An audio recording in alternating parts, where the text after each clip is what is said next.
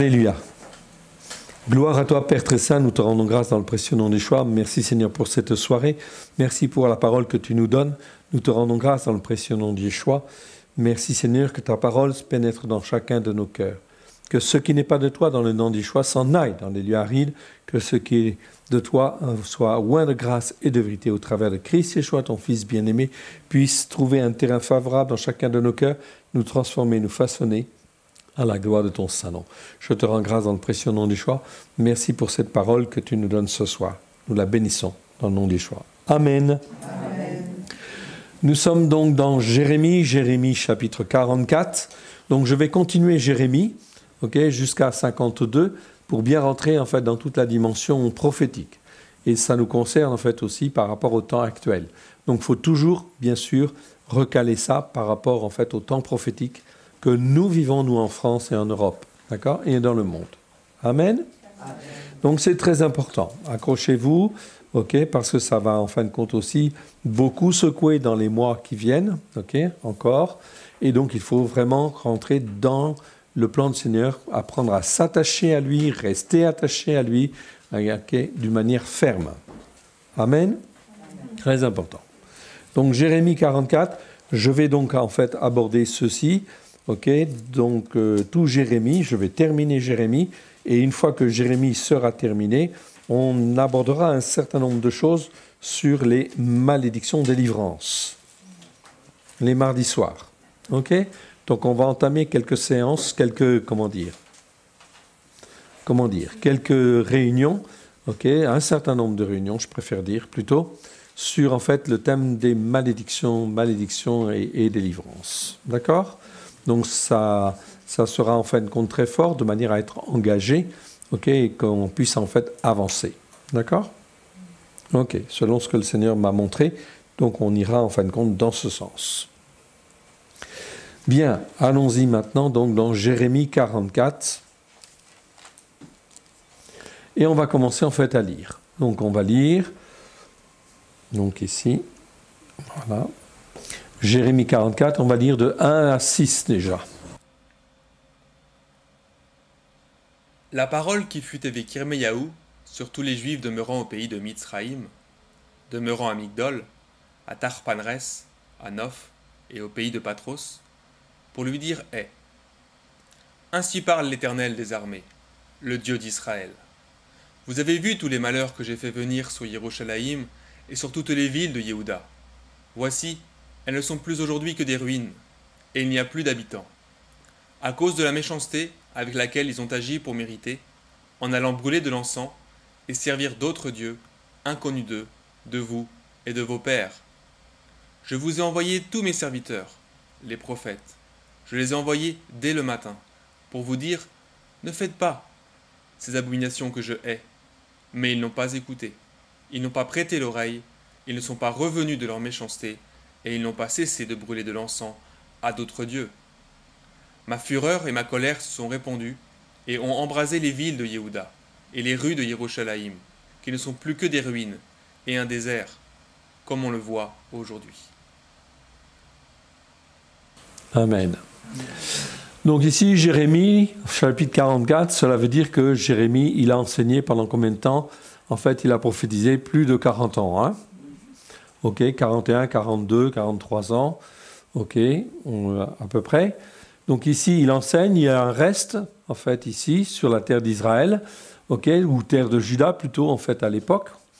Et en fait, ici, il y a, en fait, Guédéliahu qui avait été nommé, et Guédéliahu a été assassiné, en fait, ici, et il reste un reste. Il y a des gens qui posent des questions, en fin de compte, parmi ceux qui sont restés, demander en fait à Dieu ce qu'il en fait doit faire, et Dieu leur répond en fait après que Jérémie l'ait consulté, et en fait il leur répond: vous devez rester dans le pays de Juda, vous soumettre à Nebuchadnezzar, et j'inclinerai le cœur de Nebuchadnezzar pour qu'il ait pitié de vous. Amen. Amen. On se souvient de ça? C'est bon. Donc eux en fait ils persistent dans en fait l'entêtement. Ils consultent Dieu, mais en réalité, ils n'écoutent pas et ils vont aller effectivement en Égypte. Ils vont aller en Égypte et ils vont s'entêter en fait à vouloir aller en Égypte parce qu'ils ont aussi de la méchanceté dans le cœur. Méchanceté, ici, c'est le mot en fait ra, ok. Donc ici, Jérémie, l'Égypte, Migdol, Tarpénèche, je passe sur tout ça, et c'est le mot ra, ok, ici qui se trouve là. Ce mot ra existe dans Exode 663 fois, dans 623 versets. On peut dire que ce mot-là, on peut le traduire par méchanceté, ok. On peut le traduire par malheur en fait aussi, ok. Il est traduit par d'autres choses, mais c'est toujours les malheurs qui sont conséquents à, à la méchanceté. Okay.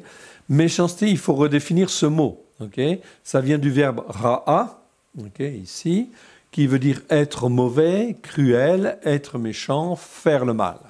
Donc la notion de méchanceté, en fait, ici, dans la Bible, okay, il faut bien la préciser quand même, c'est pas forcément, en fait, être méchant au sens d'être, cruel, agressif, tout ça, non. C'est en fait ne pas écouter Dieu et persévérer à ne pas écouter Dieu, marcher dans ses voies, okay, dans ce que l'on pense être juste, sans jamais consulter Dieu et persévérer dans cette voie. Okay? Donc quand on est comme cela, cela veut dire qu'en fait la Bible nous considère comme méchants. Okay? Donc c'est quelqu'un qui en fait ici ne persiste à ne pas écouter ou à désobéir. C'est effectivement la définition du méchant dans la Bible. Ça peut être aussi celui qui est cruel, qui est agressif, etc. Ça, on est d'accord. Okay. Mais d'une manière générale, ça implique toujours une notion de persistance à ne pas écouter ou à désobéir. Comme dans Psaume 1, où il est dit, Psaume 1, il est dit « Heureux l'homme qui ne marche pas selon le conseil des méchants ». D'accord? Et là, c'est bien effectivement Rachim, ok, Rechaim plutôt, et c'est ceux qui se comportent comme cela, avec méchanceté, pour ne pas écouter, qui ne s'arrêtent pas sur la voie des pécheurs. Le passage se termine en disant, en fait ici, verset 5, « C'est pourquoi les méchants ne résistent pas au jour du jugement, ni les pécheurs dans l'assemblée des justes. » Donc la différence, en fait, ici, est faite entre le méchant et le pécheur.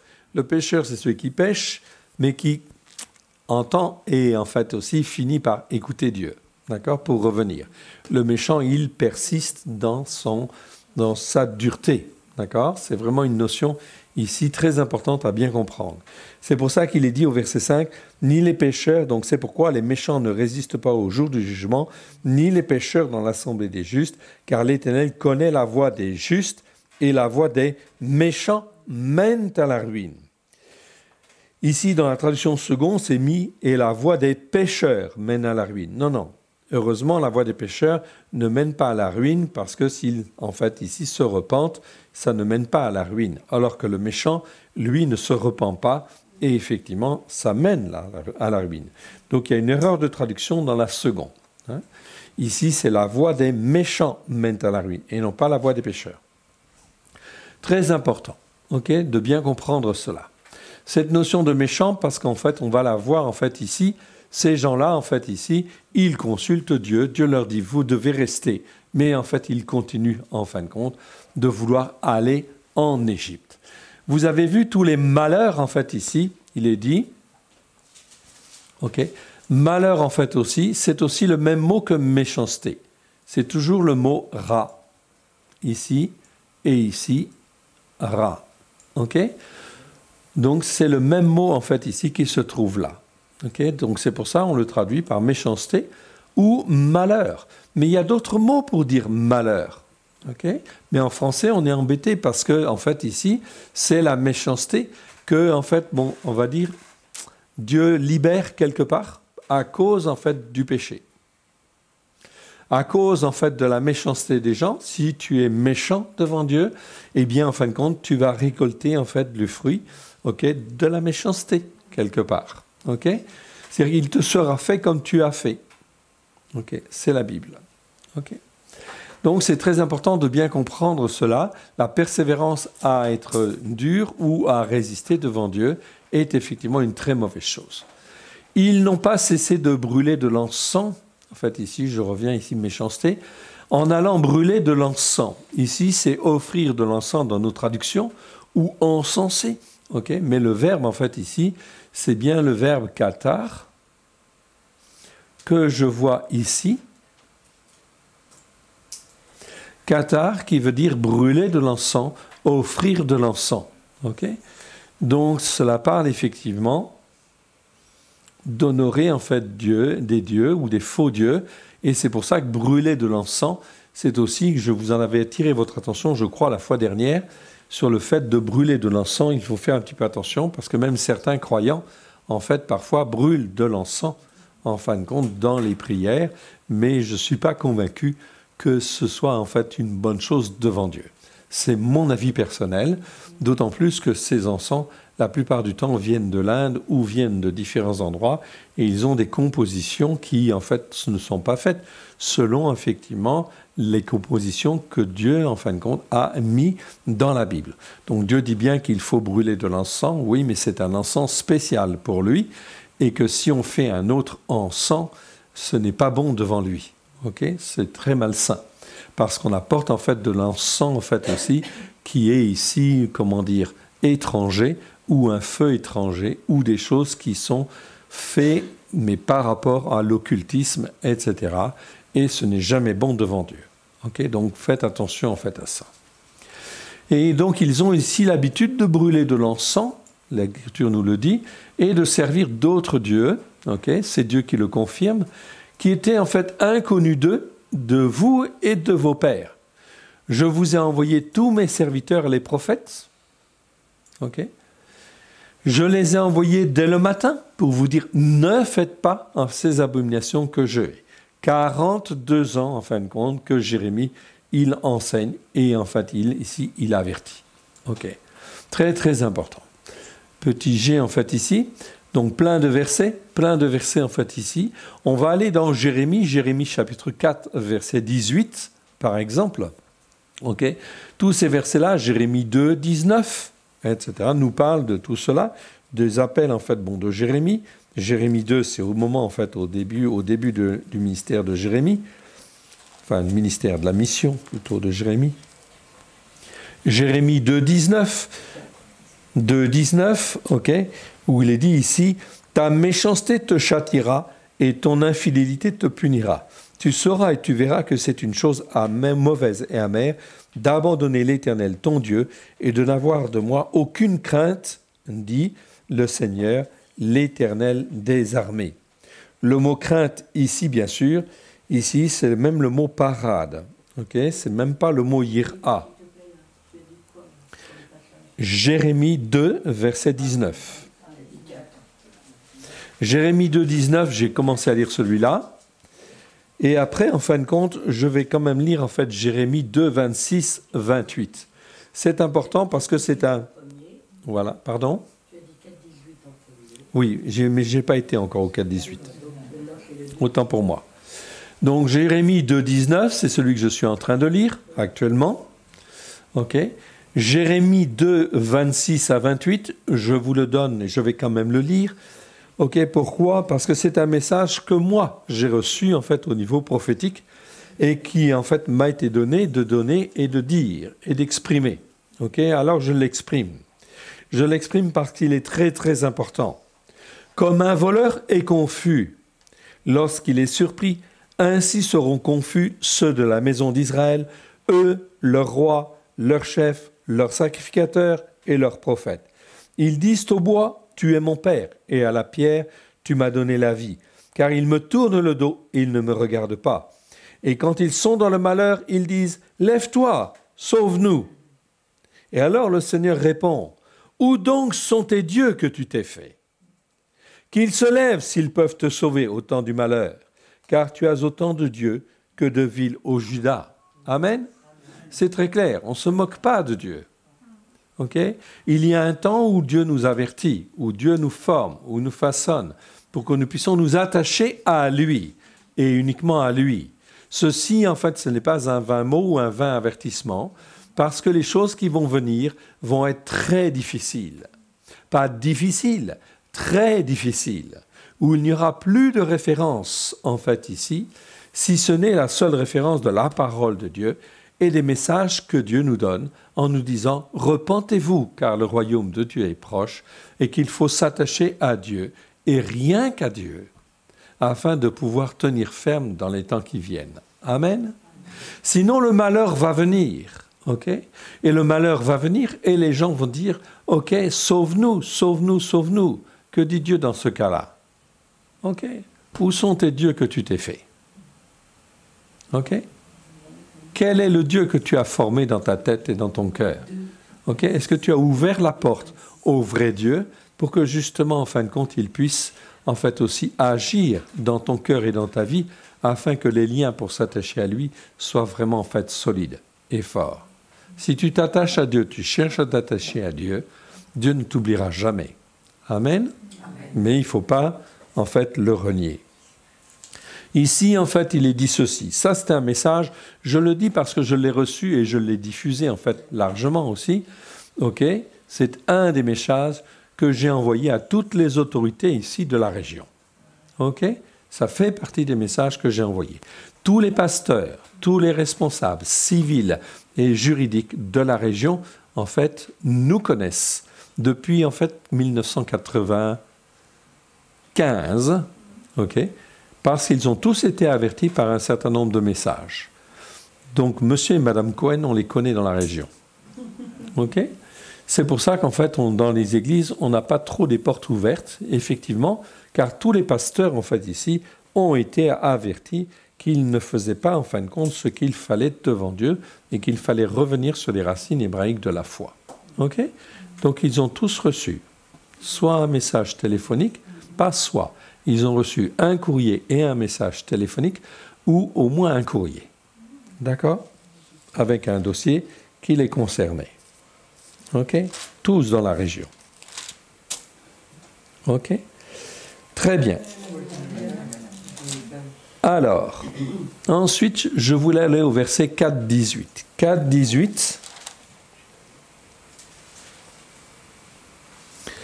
qui dit en fait que Jérémie dit de la part de Dieu, c'est là le produit, 4.18, c'est là le produit des voix et de tes voix et de tes actions. C'est là le produit de la méchanceté. Donc là, c'est le même mot, ra. Certes, cela est amer, cela pénètre jusqu'au cœur. Okay? Très important. C'est le produit de tes voix et de tes actions. Okay? On ne se moque pas de Dieu. Ce que Dieu fait en ce moment, okay, c'est très important. Il nous forme et il nous façonne. Et c'est vraiment une grâce de Dieu. Si en fait nous pouvons en savoir un peu plus et comprendre les choses, bien sûr, comme nous le comprenons, mais derrière, c'est aussi parce que, justement, il est en train de nous former et de nous façonner pour les temps qui viennent. Amen. Jérémie 6.19 également. Okay? 6.19. Que nous est-il dit? Et là, Dieu prend à témoin toute la terre. Okay? Il dit, écoute terre, voici, je fais venir sur ce peuple le malheur, fruit de ses pensées. Okay? Donc c'est bien le résultat et les conséquences de ses pensées. C'est même pas seulement ses actions, c'est ses pensées, ce qu'il a dans la tête. Donc nous avons fait un séminaire sur les pensées, c'est donc très important de bien comprendre qu'en fait tout se passe en fait aussi là dans notre tête. Comment nous sommes, okay? Et comment nous voulons être. Fruit de ses pensées.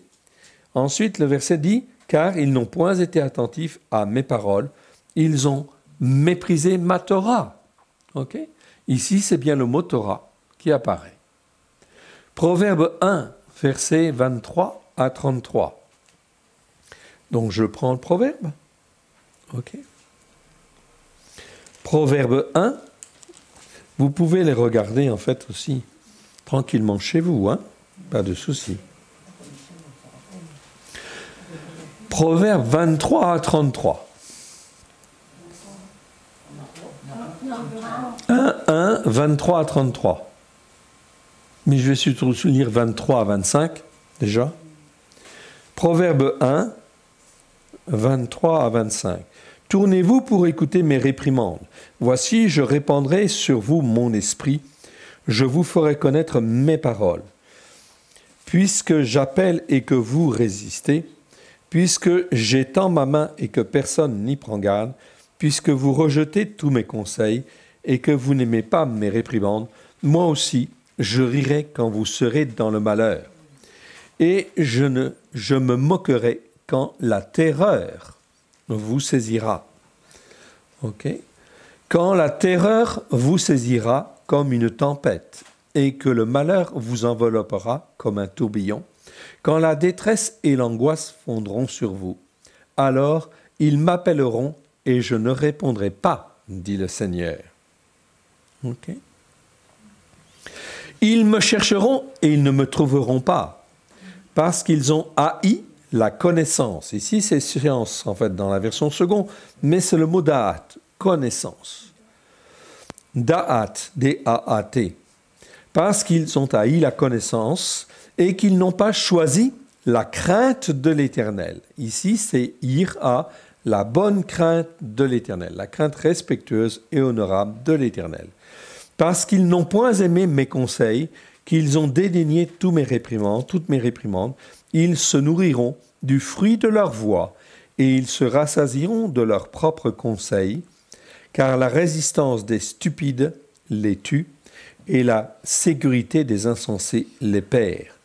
Mais celui qui m'écoute reposera avec assurance, il vivra tranquille et sans craindre aucun mal. Amen. C'est pas une merveilleuse parole, ça? Ah.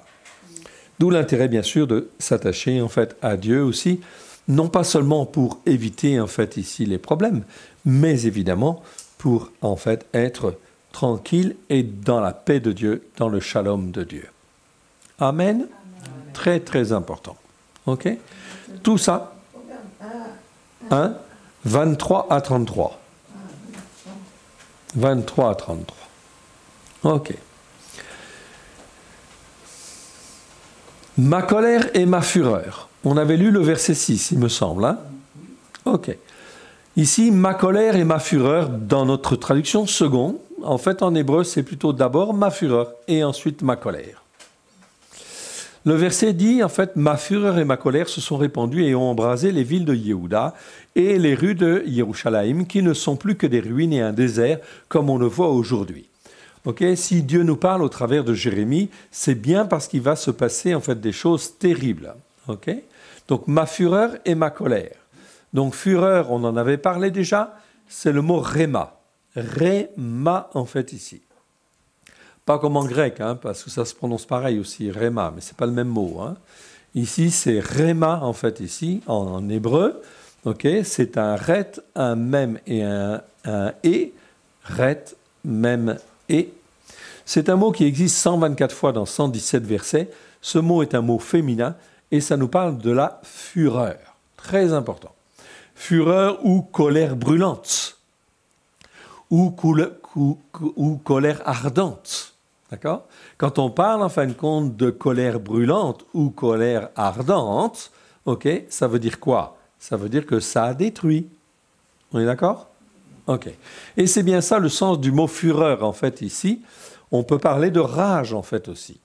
Comme dans Genèse 27, versets 44 à 45, où Rebecca dit à Jacob, vous vous souvenez de cette histoire? OK, Rebecca, c'est la mère de Jacob. OK? Et en fait, Jacob, eh bien, il a récupéré la bénédiction qui était pour Ésaü, avec quelques petits stratagèmes. OK? Et effectivement, donc, Ésaü est furieux contre, effectivement, Jacob. Il fait preuve, en fin de compte, de fureur. C'est le mot. Et ça explique bien le contexte. Et en fait, Rivka, c'est Rebecca, dit, reste auprès de lui, auprès de Laban, mon frère, jusqu'à ce que la fureur, réma, de ton frère s'apaise. Donc, ça explique bien le sens, en fait, du mot réma. Donc, ce n'est pas simplement une colère, c'est une fureur, okay, ou une colère brûlante et ardente qui vise à détruire. Okay? Ici, en fait, jusqu'à ce que la colère, c'est la colère de ton frère, ne se détourne de toi et qu'il oublie ce que tu as fait. Okay? Donc, c'est colère. Le mot on l'a en fait ici, le voici. C'est un mot qui existe 276 fois dans 269 versets, et c'est bien le mot colère. Très bien. Ce mot, en fait, aussi veut dire narine, quand il est au pluriel. Le nez, si vous voulez. C'est pour ça on a l'expression en français, la colère me monte aux narines. Ben, c'est ça. Ok ? C'est pour ça. C'est pour ça qu'il y a une liaison, en fait, entre les deux. Ça vient de l'hébreu. Ok ? Donc, dans 216 fois, c'est traduit par colère, dans la seconde, et 17 fois par narine. Okay, la moutarde me monte aux narines. Okay, dans l'expression française, ça veut dire que la colère, elle est là. Hein, d'accord. Okay, elle monte au visage. Donc ici, la colère. Donc ici, les deux mots sont effectivement séparés, mais en fait, nous avons des versets où l'on parle bien de la fureur de sa colère. Okay, donc c'est bien dans ce cas-là, fureur de la colère. Donc c'est quelque chose qui détruit complètement. Okay, la fureur de la colère est aussi utilisée dans la Brit Hadasha, dans Thessaloniciens, où Dieu dit, en fin de compte, parle de la fureur de sa colère. Donc c'est quelque chose qui est annoncé dans les épîtres. C'est bien quelque chose qui va venir. D'accord ? Parce que Dieu est vraiment plus qu'en colère, okay, par rapport à tout ce qui se passe et les mensonges qui sont dits et qui sont répétés à droite et à gauche. On va continuer de lire, verset 7. 7 et on va aller en fait jusqu'au verset 11 déjà. Maintenant, ainsi parle l'Éternel, le Dieu des armées, le Dieu d'Israël. Pourquoi faites-vous à votre âme un si grand mal, que de faire exterminer du milieu de Yehuda hommes, femmes, enfants et nourrissons, en sorte qu'il n'y ait plus de vous aucun reste? Pourquoi méritez-vous par les œuvres de vos mains, en brûlant de l'encens à d'autres dieux du pays de Mitzraïm? Où vous êtes venus pour y demeurer, afin de vous faire exterminer, d'être un objet de malédiction et d'opprobre parmi toutes les nations de la terre? Avez-vous oublié les méchancetés de vos pères, les méchancetés des rois de Yehuda, les méchancetés de leurs femmes, vos méchancetés, et les méchancetés de vos femmes, commis dans le pays de Yehuda et dans les rues de Yerushalayim? Ils ne se sont pas humiliés jusqu'à ce jour. Ils n'ont point eu de crainte, ils n'ont point suivi ma Torah et mes règles, que j'ai mis devant vous et devant vos pères. C'est pourquoi ainsi parle l'Éternel des armées, le Dieu d'Israël. Voici, je tourne ma face contre vous pour faire du mal et pour exterminer tout Yehuda. Amen. Ok. Donc ici, on a effectivement le mot kelala. Kelala, ça veut dire malédiction. Okay, donc si certains mots sont traduits aussi par malédiction, le vrai mot qui parle de malédiction, c'est kelala en fait en hébreu. Donc c'est un mot qui existe 33 fois dans 33 versets, qui parle de malédiction ou objet de malédiction.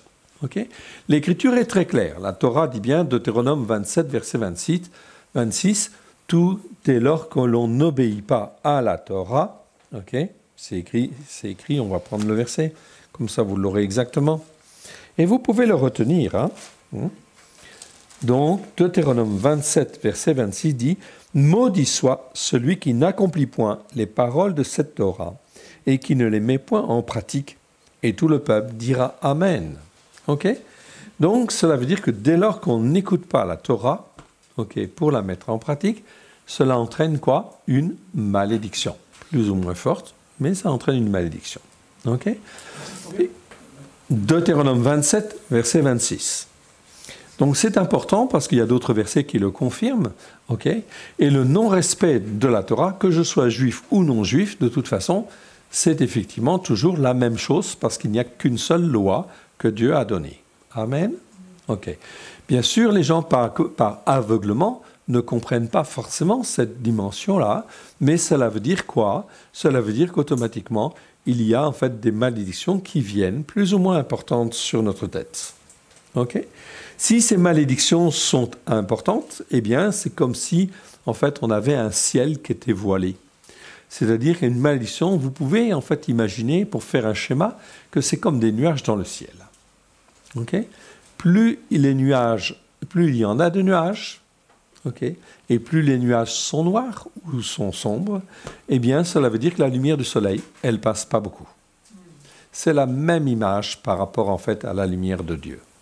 Okay. Ça ne veut pas dire que la lumière de Dieu ne passe pas, mais ça veut dire qu'en fin de compte, elle est voilée et elle n'empêche, effectivement, de produire son bon fruit dans nos cœurs et dans nos vies, tout simplement. Okay. Donc vous pouvez dire, en fin de compte, que les malédictions, c'est Derek Prince qui avait utilisé cette image, en fait, ici, d'un ciel nuageux, en fait, ici, pour expliquer ce que c'est qu'en fait les malédictions. Donc dans notre ciel spirituel, c'est exactement ça. Et c'est un très bon exemple. On peut donc reprendre cet exemple-là, et pour expliquer aux gens, en fait, ici, eh bien, c'est ça, une malédiction, c'est en fait dans ton ciel spirituel. Ça veut dire que si tu n'écoutes pas et que tu ne mets pas en pratique, eh bien, ça veut dire qu'il y a des nuages. Okay. C'est pour ça qu'il vaut mieux qu'il n'y en ait pas trop, voire pas du tout. Okay. Et qu'avec le vent du Saint-Esprit, eh bien, nous pouvons balayer, bien sûr, ces malédictions, et afin que la lumière de Dieu puisse venir dans nos cœurs et dans nos vies, et afin, bien sûr, d'écouter et de mettre en pratique. Mais si je n'écoute pas et que je ne mets pas en pratique, cela veut dire qu'effectivement, il y a des malédictions qui reviennent. C'est comme en fait la météo. Mais là, c'est une météo spirituelle. Okay. Donc, c'est très très important de bien comprendre cela. Ici, en fait, quand on nous parle, ici, avez-vous oublié les méchancetés de vos pères? Dans les traductions secondes, c'est marqué crime. Mais il ne faut pas traduire par le mot crime, parce que ce n'est pas des crimes. Ça voudrait dire qu'en fin de compte, ils ont assassiné, ils ont fait ceci, ils ont volé, ils ont fait ceci. Non, non, non, non. On parle de méchanceté, c'est-à-dire de résistance à la parole de Dieu. C'est ne pas écouter. Une méchanceté, c'est ne pas écouter et persister à ne pas écouter, alors que tu as entendu, et en fin de compte, que tu ne mets pas en pratique. Donc ici, on parle de méchanceté plus exactement. Et c'est bien le même mot, en fait, ici, qui est bien utilisé, en fait, ici. C'est le mot ra, en fait, ici, en hébreu, qui parle de méchanceté. C'est bien ce mot-là qui existe là. Donc, c'est mieux, en fait, de le traduire par méchanceté que par crime. Car, en fin de compte, même si tu ne tues pas, même si tu ne voles pas, tu peux être méchant devant Dieu, parce que tu n'écoutes pas. Okay. Et donc ça, c'est ta méchanceté à toi, mais c'est la méchanceté, en fait, aussi de tes pères. Okay. Parce que la méchanceté de tes pères, qu'est-ce qu'elle va entraîner? Eh bien, elle va forcément entraîner des malédictions sur toi. Pourquoi? À cause de l'héritage spirituel, bien sûr. Non seulement tu récoltes l'héritage spirituel de tes parents, mais tu récoltes l'héritage spirituel de toutes les personnes avec qui tu as eu certains liens, soit des liens spirituels, occultes, ou des liens, en fin de compte, à cause du péché, adultère, fornication ou autre, etc. Cela veut dire que lorsqu'il y a eu relation sexuelle, on hérite de l'héritage spirituel du conjoint. Amen. Donc c'est important de nettoyer ces choses-là. C'est ainsi que l'on nettoie son ciel spirituel. Okay. On chasse en fait les mauvais vents, les mauvais nuages, etc. Okay. Toutes les mauvaises influences qui sont là. Et vous savez très bien, un petit peu de climatologie fait que lorsque nous avons un nuage qui est très chargé, notamment les nuages blancs qui sont très hauts, etc., et qui commencent à noircir en fait à la base, cela veut dire qu'ils sont très chargés. Ça s'appelle des cumulonimbus. Cumulonimbus, voilà. Et ces nuages-là sont des nuages en fait qui sont très chargés. On sait qu'il y a des courants en fin de compte en dessous du nuage, qui sont des courants ascendants très forts, d'accord? Et en fait, si tu es en fait en dessous, ok, tu passes en avion, en fait, sous un nuage comme cela, eh bien, cela va secouer énormément. Pourquoi? Parce qu'il y a beaucoup, en fait, d'ascension, en fait, comment dire, comme une bouilloire, ok? Comme quand vous faites bouillir de l'eau, eh bien, l'eau, elle bout, ça fait comme des bulles, tout ça. Et ça fait, en fin de compte, des ascensions extrêmement fortes, extrêmement violentes. Et bien, sous ces nuages-là, il y a effectivement des ascensions, etc. Et plus il y a des ascensions, eh bien, cela veut dire que la base du nuage devient de plus en plus noire, de plus en plus sombre, etc. Et en fait, c'est très bon, en fin de compte, pour la demeure des démons. ou des esprits mauvais. Parce que les démons, ils aiment ce qui est sombre. Amen. C'est aussi ça. Donc, influence spirituelle mauvaise, en fait, ici, ça y va, et ça y va très fortement. Là, c'est en dessous du nuage. Si par hasard, ton avion ou ton parachute, a été là, si tu as été pris dans une ascendance, etc., et que tu rentres, en fait, dans le nuage, les mouvements dans le nuage sont encore, en fait, beaucoup plus forts et beaucoup plus violents qu'en dessous, en fait, même du nuage. À tel point que tu peux te retrouver, en fait, dans un ascenseur, en fait, ici, climatologique, qui fait que tu vas monter, et tu vas mourir, en fin de compte, ici, soit même parce que tu vas geler, etc., ou tu vas te retrouver asphyxié, etc. C'est en fait des ascendances très mortelles. Ici, c'est exactement les mêmes principes en réalité. D'accord ? Donc c'est pour ça qu'il faut nettoyer toutes ces choses-là, afin de ne pas tomber dans ces malédictions, bien sûr, qui passent de génération en génération. Génération, en fait, ici, les malédictions qui viennent des pères, les malédictions qui peuvent venir, en fait, des pays, en fait, aussi, ou des rois, oui, bien sûr. Donc, quand je ne suis pas d'accord avec une prise de position d'un roi qui a été institué sur moi, je dois dire, en fait, à Dieu, Seigneur, je ne suis pas d'accord avec ce qu'il dit, et je me dégage, je me délie de toute malédiction qui viennent parce que je suis français. Donc ces malédictions, elles peuvent exister, bien sûr. Si j'habite un pays, tel pays, j'ai fait partie de ce pays-là, en fait aussi, il entraîne un certain nombre de malédictions. On connaît mal, encore aujourd'hui, l'impact réel, mais il y en a. Voilà pourquoi il faut effectivement donc se dégager de toutes ces malédictions. Des rois, les méchancetés de leurs femmes, les méchancetés, en fait, et les méchancetés, vos méchancetés, et les méchancetés de vos femmes, etc. Commis dans le pays de Yehuda, dans les rues de Yerushalayim. Pourquoi ? Parce que ce pays-là est un pays saint, consacré en fait à Dieu, dans lequel il ne devait y avoir que la Torah. Ils ne se sont point humiliés jusqu'à ce jour, ils n'ont pas eu de crainte, ils n'ont pas suivi quoi ? Ma Torah. Et mes règles. On peut dire mes lois en fait aussi, mais je préfère ne pas utiliser le mot loi. C'est le mot en fait ici, ruka, on l'avait déjà vu. Mais dans nos Bibles, c'est traduit par commandement. Mais c'est jamais commandement.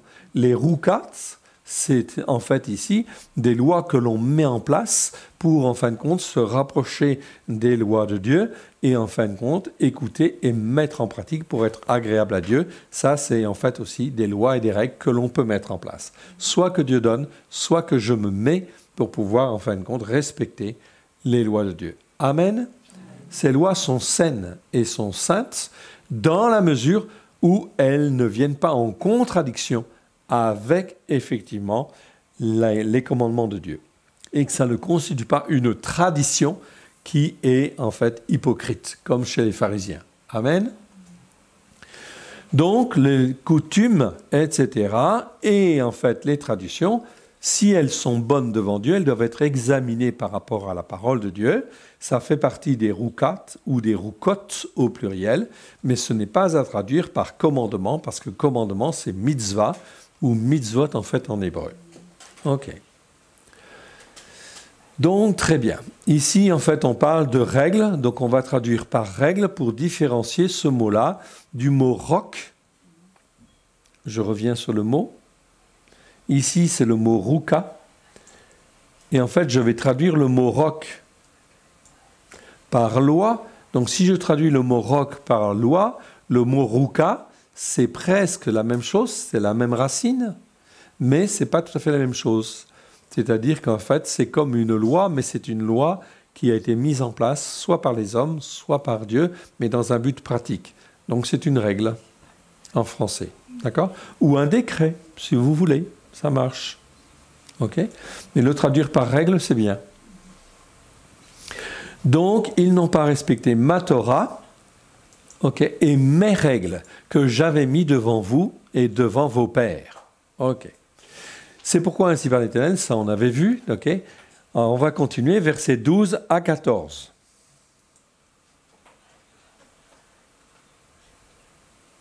Donc vous voyez, pardon, juste une seconde, voici, je tourne ma face.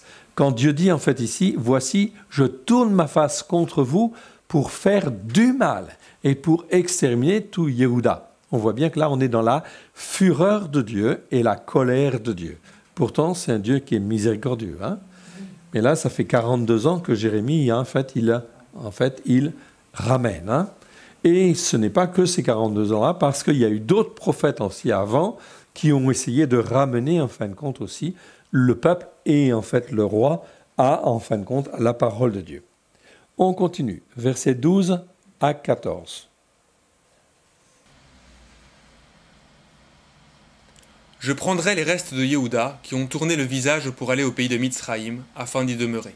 Ils seront tous consumés. Ils tomberont dans le pays de Mitzraïm.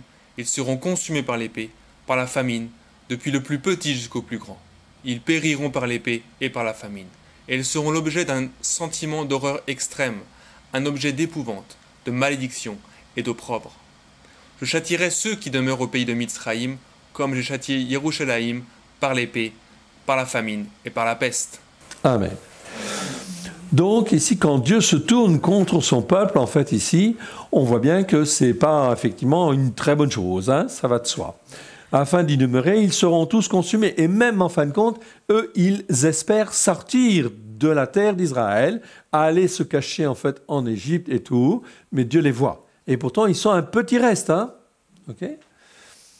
Ils seront tous consumés, dit le Seigneur, ils tomberont dans le pays d'Israël, ils seront consumés par l'épée, par la famine, okay, depuis le plus petit jusqu'au plus grand. Ils périront par l'épée, par la famine, et en fait ici, quelque chose d'absolument terrible, ils seront l'objet d'un sentiment d'horreur extrême. Le texte en fait dit dans la seconde d'exécration. Très bien, oui, c'est juste. Mais ça veut dire quoi, exécration? On ne comprend pas toujours, ok? Un sentiment d'exécration, j'ai été voir dans le dictionnaire pour dire qu'est-ce que ça veut dire exécration. Ça veut dire un sentiment d'horreur extrême. C'est-à-dire, en fait, toi, on te perçoit comme, en fait, étant un objet, comment dire, on exprime vis-à-vis de toi un sentiment d'horreur extrême. Ok? C'est vraiment un rejet complet, hein? D'accord? Et ça, c'est quoi? C'est Dieu qui incline le cœur des ennemis pour que tu ressentes en fait ces choses-là. Pourquoi? Parce que tu n'as pas écouté et tu n'as pas mis en pratique comme Dieu le veut. Okay? Ici, c'est effectivement ce qui arrive en fait à Israël, qui est arrivé à Israël et qui arrive en fait à Juda. Tu seras en fait, tu éprouveras un sentiment d'horreur extrême. Enfin, tu seras l'objet d'un sentiment d'horreur extrême. Okay? C'est-à-dire qu'on va te percevoir comme cela. Comme en fait ici, quand vous le voyez, la montée en fin de compte de l'antisémitisme dans les nations, okay, c'est quoi? C'est un sentiment d'horreur okay, extrême que les gens ont vis-à-vis des Juifs. Pourquoi en fait ils vivent cela? Parce que justement c'est un héritage. Amen. C'est l'héritage de la désobéissance. Okay? Et en fin de compte, c'est très difficile à vivre. Oui, bien sûr. OK. Et ils ne savent pas où aller. Et c'est pour cela que l'antisémitisme monte et est monté en fait très souvent pour aboutir en fait à la Shoah. Oui, bien sûr. OK. C'est en fait une image, bien sûr, OK, extrêmement méchante de tout ce qui est arrivé. Mais c'est parce que les Juifs ont été en horreur depuis le Moyen-Âge.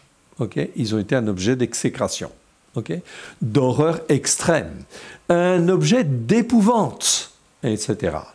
Okay? Ici, le mot est très fort, hein? Très très fort. Ici, d'épouvante, okay? Donc ici, j'ai en fait ici d'exécration, c'est le mot Allah, okay? Ici, qui existe 36 fois, ils seront un sujet d'exécration, donc sentiment. Ça peut parler en fait de serment. Okay. Ce mot-là nous parle de serment, mais aussi d'exécration, de sentiment d'horreur extrême. Mais généralement, ce sont des serments okay, aussi, qui ont été faits, on va dire plutôt, en français, on devrait dire, des serments faits avec imprécation. C'est-à-dire tu fais un serment pour t'engager quelque part, d'accord? Et si tu ne respectes pas ce serment, eh bien, ça va entraîner des choses, en fin de compte, graves derrière. C'est pour ça que c'est très important de faire attention à ce qu'on dit et faire très attention aux vœux que l'on peut faire. Okay? Car en fait, les vœux, c'est comme des serments, ça nous lie, etc. Et si je fais un vœu à l'Éternel, je n'ai plus qu'une seule chose à faire, c'est bien sûr respecter le vœu que j'ai fait. Car sinon, ça risque d'être mauvais. Ça entraîne des malédictions. OK? Donc ici, voilà. En fait, ici, le mot Allah, en fait, ici. Bien. Ici, c'est le mot Allah. Ici, le mot Shama. Shama qui est très mal traduit dans nos Bibles. OK?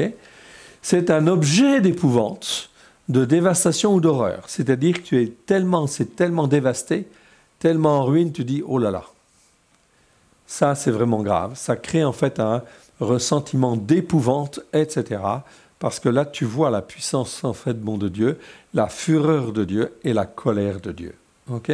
Ça crée en fin de compte un sentiment d'épouvante. Et tu seras ici, là, c'est le peuple juif, il sera un objet d'épouvante. Ok? Ok. D'épouvante en fait ici, de malédiction ici, donc c'est Kelala, et en fait on a vu, et d'opprobre. Donc tout ça, ça vient se rajouter. Donc Kelala, c'est la malédiction, on l'a vu tout à l'heure. Ok. Et tout cela, en fin de compte, arrive. À tel point que lorsque toutes ces choses, en fait, arrivent, eh bien, il arrive ce qui est dit dans Lamentation, chapitre 3, verset 10. Il a été pour moi un ours en embuscade, un lion dans un lieu caché. Okay? Voilà ce que Jérémie, en fait, reçoit de la part de Dieu dans Lamentation. Okay? Dieu a été pour moi un ours en embuscade, un lion dans un lieu caché. Okay? Donc quelque chose de terrible.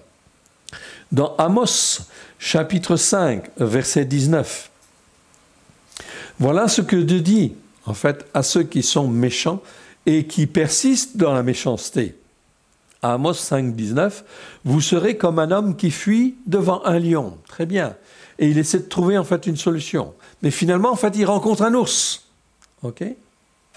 Et finalement, il gagne sa demeure. OK ? Puis finalement, en fin de compte, il appuie sa main sur une muraille et en fait, il est mordu par un serpent. Amen. OK ? Voilà. Quand Dieu est dans sa fureur, OK, mieux valait que tu écoutes avant. OK ? Ça, ce sont des versets, hein, c'est la parole de Dieu. Hein, OK ? Donc, on ne se moque pas de Dieu. Je châtirai ceux qui demeurent au pays de Misraïm. Donc Dieu est en colère contre eux parce qu'ils ont consulté Dieu, ils ont demandé, ils étaient idolâtres, ils brûlaient en fait de l'encens avant, ils étaient en fin de compte des idolâtres à tel point qu'ils honoraient des faux dieux. Et ils viennent consulter Dieu au travers de Jérémie. Ils se sont enfuis pour, en fin de compte, quitter le pays pour éviter Nebuchadnezzar. Puis, en fait, ils sont revenus. Dieu les a laissés revenir. Et ils consultent, en fait, Dieu. Qu'est-ce que nous devons faire ? Alors Dieu dit, moi, je vais incliner. Je vais incliner Nebuchadnezzar pour que vous puissiez trouver grâce à ses yeux, mais obéissez et écoutez. OK ?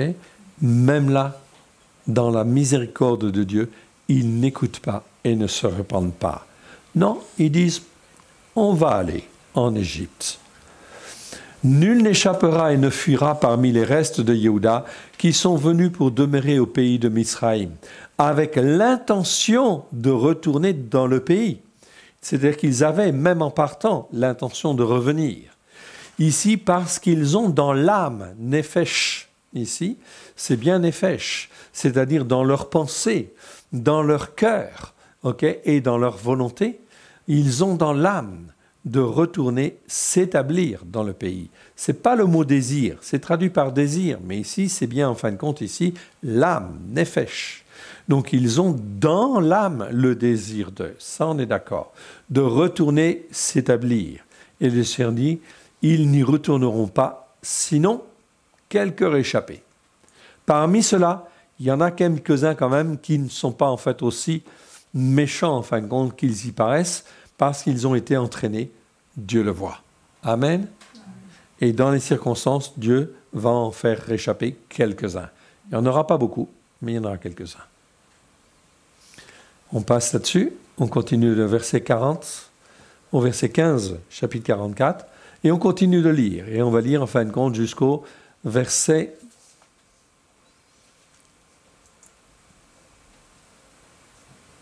Allez, on va aller jusque là, jusqu'au 18, allez. On y va.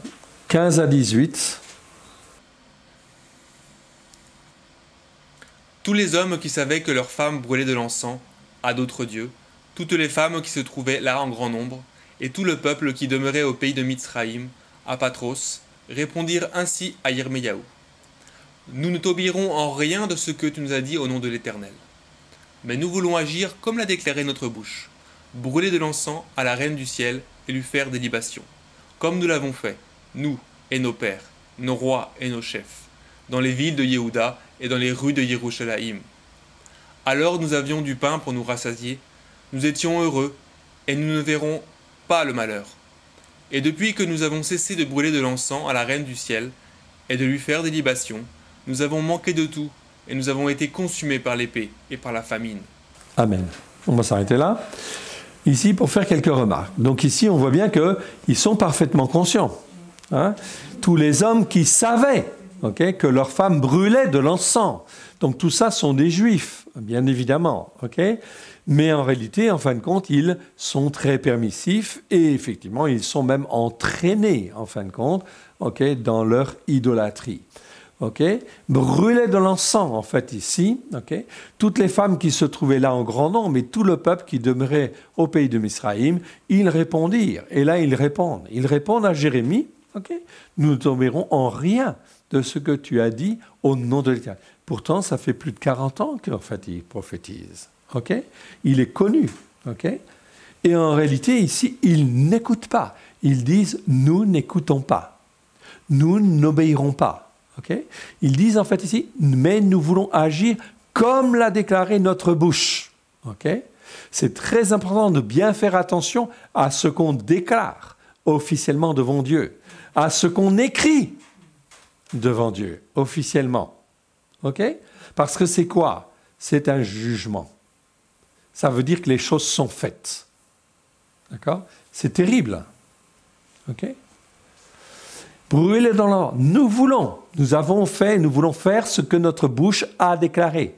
Brûler de l'encens, à la reine du ciel. Même si tu ne le fais pas, en fin de compte, directement, mais peut-être que tu as dans ton passé, des malédictions qui deviennent de ta famille. Est-ce que tu as bien coupé, en fait, les liens? Est-ce que tu es, en fin de compte, pas en rapport, en fait, indirect avec la reine du ciel? C'est qui la reine du ciel? Eh bien, c'est Marie, C'est en fait Astarté, c'est Vénus, et ceci, c'est cela. Si tu n'as pas coupé, en fin de compte, les liens avec ta famille, etc., là-dessus, sur le plan spirituel, ça veut dire que ça va te rattraper. Et si ça te rattrape, ça veut dire quoi? Ça veut dire que tu ne vas pas écouter la Torah pour la mettre en pratique. Parce que tu vas être gêné. Tu vas être gêné, et pourquoi? À cause de quoi? Des malédictions qui pèsent encore sur toi. Amen. C'est très important, ça. C'est pour ça que les gens ne se rendent pas compte. Mais en réalité, quand les liens spirituels existent toujours, en fait ici, qui viennent de la famille, ça empêche les personnes d'avancer pour écouter la Torah et la mettre en pratique. C'est ce qui se passe là. Et ils disent non, Ils ne brûlent pas forcément physiquement de l'encens, on est d'accord. Mais spirituellement, c'est ce qu'ils sont en train de faire en réalité, c'est-à-dire qu'ils sont dans un aveuglement spirituel. Vous comprenez ce que je veux dire? Et que l'aveuglement spirituel, il est tellement ancré en fait dans leur tête qu'ils ne s'en rendent même pas compte, à tel point qu'ils prennent des décisions dans l'égarement. Amen. Il se passe exactement ce que Dieu dit dans Thessaloniciens, quand il dit « parce qu'ils n'ont pas reçu l'amour de la vérité », et la vérité c'est la Torah, et bien parce qu'ils n'ont pas reçu l'amour de la vérité, Dieu leur envoie une puissance d'égarement, une puissance d'égarement ou une force d'égarement ou une énergie d'égarement, c'est le mot énergeia en fait en grec, d'égarement, afin qu'ils croient au mensonge. Donc ils disent en fait ici, et là on est en plein mensonge, vous le voyez, ici en fait ici, lui faire des libations comme nous l'avons fait, nous et nos pères, nos rois, nos chefs, dans les villes de Juda et dans les rues de Jérusalem. Alors nous avions du pain pour nous rassasier. Voilà ce qu'ils disent. Ils disent, c'est parce que, en fait, ils faisaient ceci, qu'ils étaient rassasiés. Nous étions heureux et nous ne verrons pas, en fait, ici, le malheur. OK? Ici, en fait, ils sont dans un raisonnement qui est complètement, en fait, à l'envers. Amen. Et ils croient avoir raison. N'avez-vous pas rencontré des gens comme ça? Si.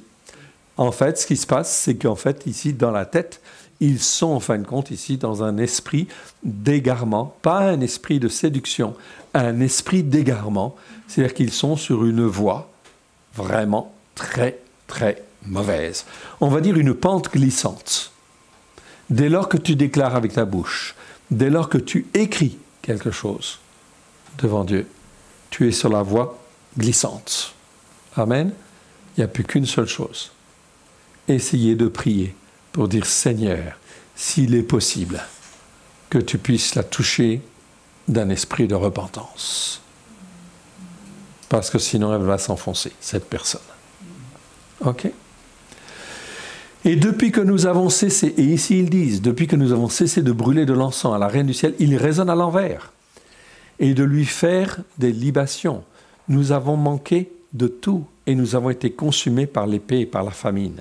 OK? Donc en réalité, la cause, en fait, de leur malheur, en fait, ils disent, non, c'est parce que nous avons arrêté, effectivement, de brûler de l'encens. Ils résonnent complètement à l'envers. OK? Et c'est terrible. Je ne sais pas si vous avez rencontré ce genre de remarques, etc., mais on en voit de plus en plus, malheureusement. OK?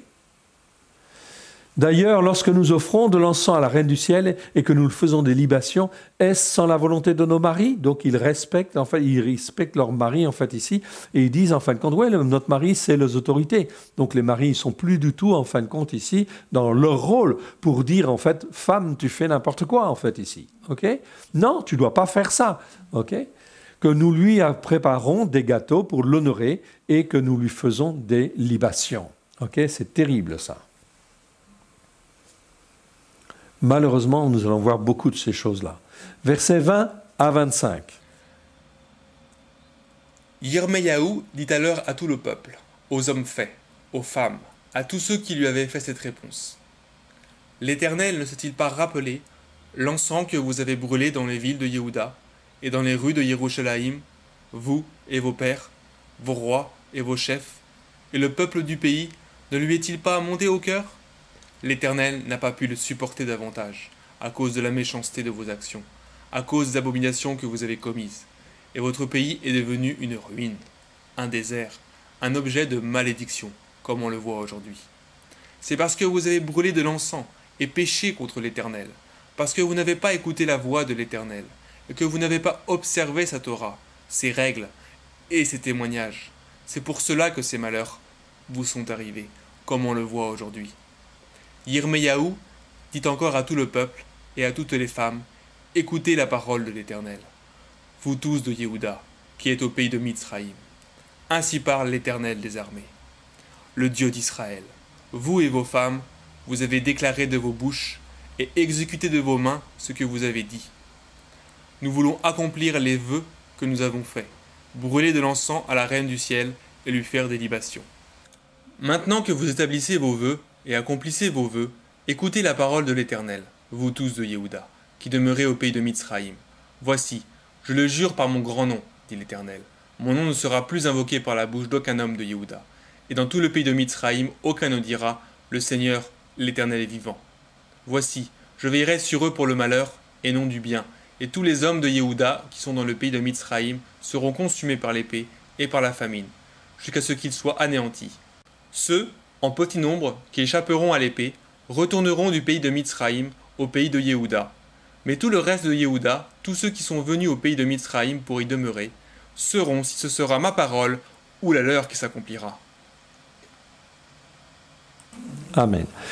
Donc, vous voyez bien, en fait, ici, c'est vraiment, en fait, compte très clair, hein, d'accord? En fait, on parle de l'encens, en fait, ici. Encens, c'est quitter, en fait, ici. Ok, il y a d'autres mots pour dire ensemble, mais c'est toujours en fait les mêmes lettres en fait en hébreu. Ok, c'est un kof, un tet, un tav et un resh. Ok, toujours. Ok, vous avez brûlé. Ok, ne s'est-il pas rappelé l'encens que vous avez brûlé dans les villes de Yehuda et dans les rues de Jérusalem? Donc Jérémie il répond très clairement. Ok, ne vous faites pas d'illusions. Dieu il a vu en fait ici l'encens que vos pères ont répandu, etc. Ok, ils ont vu cela, ce que vous avez fait vous-même. Et en fait ici c'est dit ne lui est-il pas monté au cœur? Ici c'est le mot lève. Ok, dans nos Bibles nous avons en fait n'est-il pas monté à la pensée? Ok, c'est pas la pensée, hein.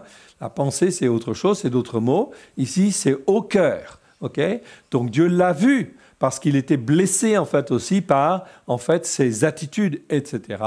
Idolâtres, ok, qu'il n'acceptait absolument pas et qui n'étaient pas conformes à la Torah. Il l'avait vu et pourtant il acceptait dans sa miséricorde de les garder en fin de compte sur la terre de Juda. Okay? Et ici, en fait, l'Éternel n'a pas pu le supporter davantage à cause de quoi? De la méchanceté. C'est-à-dire, en fait, ici, c'est le verbe, c'est le mot ra, mais il a une petite, en fait, modulation, c'est roa, ici. C'est une méchanceté encore plus accrue, plus dure, etc., qui fait qu'ils, en fait, ici, ne veulent absolument pas revenir et ils sont incurables quelque part, ok, dans leur cœur. À cause des abominations que vous avez commises, et votre pays est devenu une ruine, un désert, un objet de malédiction. Rien. Ici, Jérémie rappelle bien, clairement, c'est parce que vous n'avez pas écouté la voix de l'Éternel, que vous n'avez pas observé sa Torah, ses règles, ok, et ses témoignages, très importants ici. C'est toujours très mal traduit ces mots-là. Ok, donc Torah, en fait, on le voit. Ok, où est-ce qu'il est? Je suis perdu. Là, ici, voilà. Ok, que vous n'avez pas observé sa Torah, ça vous connaissez. Ses règles, c'est le mot ruka, en fait, ici, qu'on a vu. Et ses témoignages, très important. Ses témoignages, en fait, ici, c'est le mot édoute. Édoute, c'est toujours, en fin de compte, ça parle de témoignage. Et comment c'est traduit dans nos Bibles? Par précepte. Non. Les témoignages, c'est très important. Tout ce qui sert de témoignage, ok, doit servir de témoignage. Tu fais le Shabbat, ça sert de témoignage. Tu fais ceci parce que Dieu te demande, ça sert en fait de témoignage. De témoignage pour toi, pour tes frères, tes sœurs, mais aussi pour les gens des nations. C'est comme ça que ça fonctionne et pas autrement. Ok?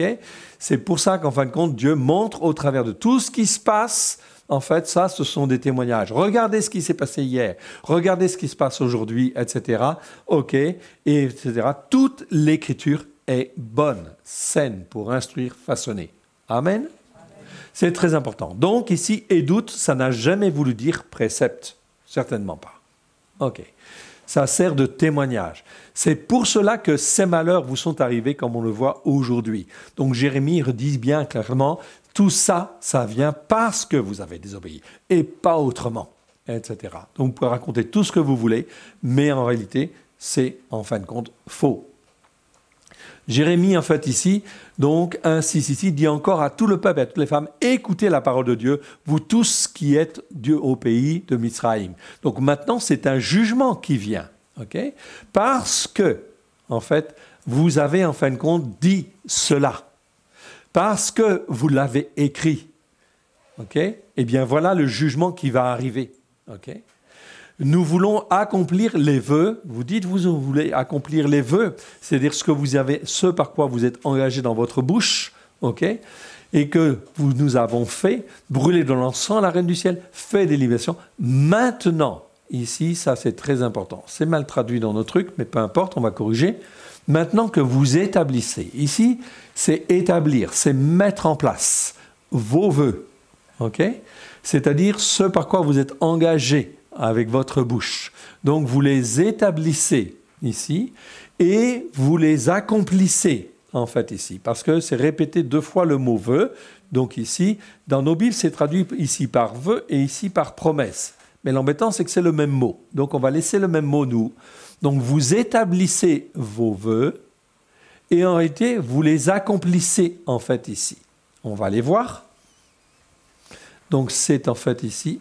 Alors, c'est le petit H et le petit... Ouais, le H que je voulais voir. Oui, c'est ça. Bon, je vais le retrouver. Donc ici, voilà. C'est exactement ça. Donc ici, vous les établissez. Koum, ça veut dire lever. Ça veut dire établir. Ok ? C'est-à-dire que vous les mettez en place. Donc très bien. Donc ici, en fin de compte, le verbe koum, il est conjugué ici à l'imparfait. Donc ce n'est pas un accompli. Donc je ne peux pas dire « vous avez accompli » comme c'est traduit dans la version seconde. Parce que « vous avez accompli », ça veut dire que c'est terminé. Non, c'est « vous accomplissez ». C'est un imparfait. C'est une action que vous avez commencée, mais qui perdure dans le temps. Donc ça veut dire « vous établissez » ou « vous mettez en place vos vœux ». Très bien, je vois, je constate. Alors parce que vous faites ceci, moi je vais vous juger ça. OK ? C'est fini, c'est terminé. OK. Vous continuez à faire ça? Très bien. OK. Le jugement, il va venir. OK. Donc ici, on est dans un jugement. Ici, attention, hein, c'est bien un jugement, mais ils ont été avertis, réavertis, réavertis, etc. Il n'y a pas de problème. Dieu, en fin de compte, avertit toujours. Mais dès lors que l'on n'écoute pas, eh bien, en fait, il y a endurcissement, comme Pharaon. C'est ça. Et ici, vous établissez vos vœux, c'est un imparfait, très bien. Okay. Les vœux, c'est neder en fait en hébreu, nedarim en fait au pluriel, c'est des vœux ou des offrandes promises par un vœu, donc c'est un engagement ou une promesse, on est d'accord. Tu t'engages vis-à-vis de Dieu ou tu fais une promesse, ok, tu as intérêt à la mettre en pratique et tu as intérêt à l'accomplir parce que c'est un vœu. Amen. Ok. La seule personne qui peut en fin de compte casser en fait un vœu qui a été fait, je le répète, c'est écrit dans la Torah, c'est en fait le père. Le père, pourquoi? Le père vis-à-vis de sa femme ou vis-à-vis de sa fille. Quand il a connaissance que la fille ou la femme, elle a, oui, son épouse, oui, ben je dis sa femme, c'est bon. Ok.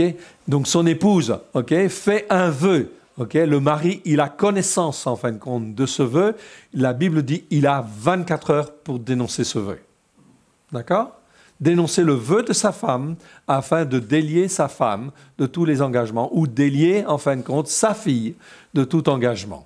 Après les 24 heures, c'est terminé. D'accord? Donc c'est pour ça que les paroles qui sont données sont très importantes devant Dieu. On ne se moque pas de Dieu. C'est très important. Voilà pourquoi l'homme, en fin de compte, il est aussi quelque part le chef de la femme. C'est pour la protéger, en fait aussi. Pourquoi? Parce qu'elle a pu faire un vœu, ou la fille, elle a pu faire un vœu, parce que ça lui semblait bien, mais que ce n'était pas forcément, en fin de compte, bien devant Dieu. Ok, bien par rapport à la parole et tout. Donc, le mari, il a une puissance. Ok? Une puissance pour corriger et pour rattraper, en fait, selon la parole de Dieu. Ça, c'est écrit, ça fait partie des lois de Dieu. Donc, on ne peut pas changer. Donc, quand le monde dit que l'homme et la femme sont égaux, spirituellement, c'est faux. Physiquement, ce n'est pas juste non plus, ok? Parce qu'un homme n'égale pas une femme, je suis désolé. ok? Ils ont chacun, en fait, un rôle, chacun une fonction, ok? Mais, en fin de compte, une femme ne fait pas forcément ce qu'un homme fait. Tout au moins physiquement en fait aussi, mais spirituellement c'est pareil aussi. C'est pour ça que dans la Bible, en fait, c'est marqué, il y a les mâles et les femelles. Mais mâles et femelles, ça correspond à des aspects physiques, on est d'accord, mais il y a aussi des aspects spirituels aussi. Un mâle, il réagit d'une certaine manière vis-à-vis de Dieu, et en fait, une femme ou une femelle réagit différemment en fait vis-à-vis de Dieu. Ok? C'est pas les mêmes rôles. Donc il y a une dimension hébraïque derrière la notion de mâle, femelle, il y a une dimension spirituelle qui est très importante devant Dieu et qu'il faut apprendre à comprendre. Nous avons eu peu d'enseignements en fait là-dessus, d'une manière générale dans la culture chrétienne, jamais on a d'enseignement là-dessus. Dans la réalité hébraïque, il y a bien effectivement une réalité spirituelle, qu'on découvre, qu'on a commencé en fait à découvrir, on sait en fait en parler, mais on n'est pas encore arrivé à vraiment comprendre la largeur, la longueur, la hauteur et la profondeur de ce que Dieu a créé. Mais si Dieu a créé ça comme ça, c'est forcément parfait et forcément merveilleux. Amen. Parce qu'il ne fait que les choses bien, lui. au moins.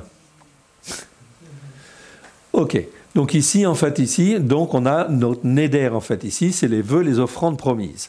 Donc ici, en fait, on a un autre verbe, en fait, ensuite, ici, ok, et il est à l'imparfait, ok. Donc dans nos Bibles, c'est traduit exécuter. Ils ont accompli et exécuté. Non, ce sont des imparfaits.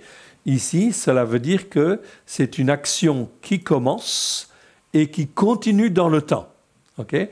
Donc, il continue de faire, ce n'est pas exécuter, c'est il continue en fait d'appliquer. Donc, la traduction meilleure en fonction des verbes ici, c'est dire vous établissez ou vous mettez en place vos vœux et vous les accomplissez, vous accomplissez vos vœux. C'est-à-dire que vous êtes en train de les faire, etc. Ok. Eh bien, parce que vous êtes arrêté dans cette voie-là, moi, voici en fin de compte mon jugement. Ok. Écoutez la parole de l'Éternel, vous tous, Yehuda, qui demeurez en Jérusalem. Voici, je le jure. Et Dieu dit, en fait, ici, il s'engage lui-même. Je le jure par mon grand nom. Ok. Donc, quand Dieu fait ça, c'est tout. Ah, voici, je veillerai sur eux pour le malheur. Ok. C'est mieux que faire du mal. Ok. Parce qu'ici, c'est bien le mot malheur. Ok. C'est pour, en fin de compte, que la méchanceté vienne de tous bords, etc. sur toi. Ok. Et non du bien. Tous les hommes de Yehuda qui sont dans le pays de Misraïm seront consumés par l'épée, par la famine, jusqu'à ce qu'ils soient anéantis. Ceux en petit nombre qui échapperont à l'épée, donc le Seigneur annonce déjà par la bouche de Jérémie, il y a un petit nombre quand même qui va échapper, malgré toutes les erreurs, en fin de compte, qu'ils ont fait pendant des générations, pendant des dizaines d'années, eh bien, en fin de compte, un petit nombre va échapper quand même. Ils retourneront du pays d'Israël au pays de Yehuda, mais tout le reste de Yehuda, tous ceux qui sont venus dans le pays d'Israël pour y demeurer, sauront si c'est ma parole ou la leur qui s'accomplira. Ok ? Voici ici, déclaration de l'Éternel, Neum Adonai. Neum Adonai, c'est un arrêt, c'est un jugement, c'est une déclaration. Donc c'est mieux de traduire en fait ici par déclaration. Dans nos Bibles, c'est dit l'Éternel tout simplement. C'est pas suffisant. Neum, c'est une déclaration, ok, officielle. Voici, déclaration de l'Éternel, un signe où vous connaîtrez que je vous châtierai dans ce lieu, afin que vous sachiez que mes paroles s'accomplira pour vous, pour votre malheur. Ainsi parle l'Éternel. Voici, je livrerai Pharaon Ophra. Donc Ophra, ok, Pharaon Ophra. Pharaon, c'était une grande puissance, hein, évidemment. Ok. Et il y avait deux grandes puissances à l'époque. Il y avait l'Égypte et puis il y avait Nebuchadnezzar, Babylone. Ok. Mais c'est des grandes puissances. Ça équivaut aujourd'hui, en fin de compte, ok, à les États-Unis et puis l'URSS. C'est les grandes puissances de l'époque. Okay. Donc, c'est vraiment une très grande puissance. Eh bien, Dieu dit, moi, dit que je vais prendre, en fait, Babylone, okay, et en fait, Nebuchadnezzar, je vais, en fait, fortifier son bras, et il viendra sur toute l'Égypte, et l'Égypte, en fin de compte, eh bien, elle sera ravagée. Okay.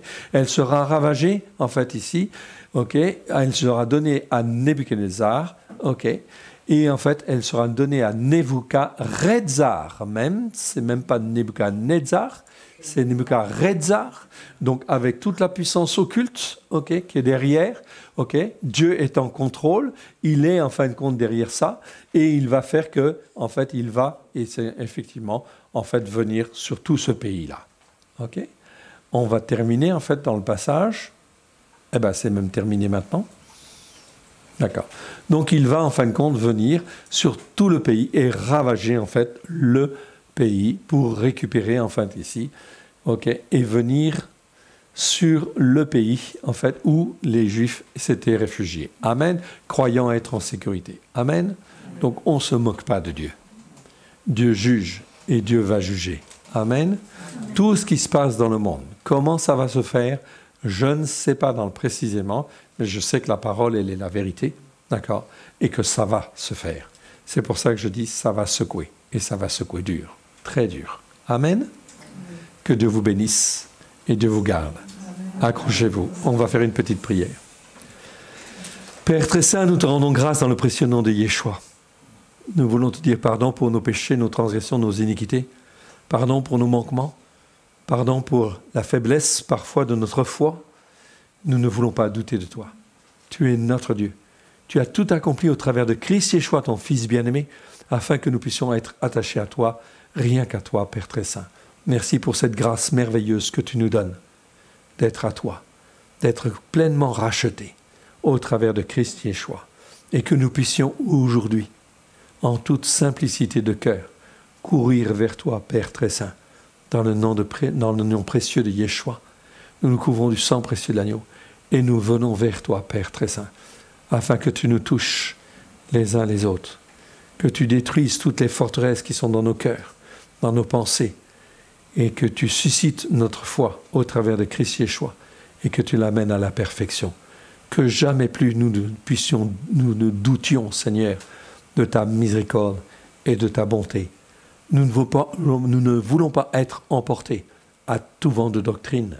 Nous voulons être attachés à toi, et rien qu'à toi, Père très saint, au travers de Christ Yeshua, ton Fils bien-aimé. Étends ta main bienfaisante sur nos cœurs, sur nos vies, à la gloire de ton saint nom.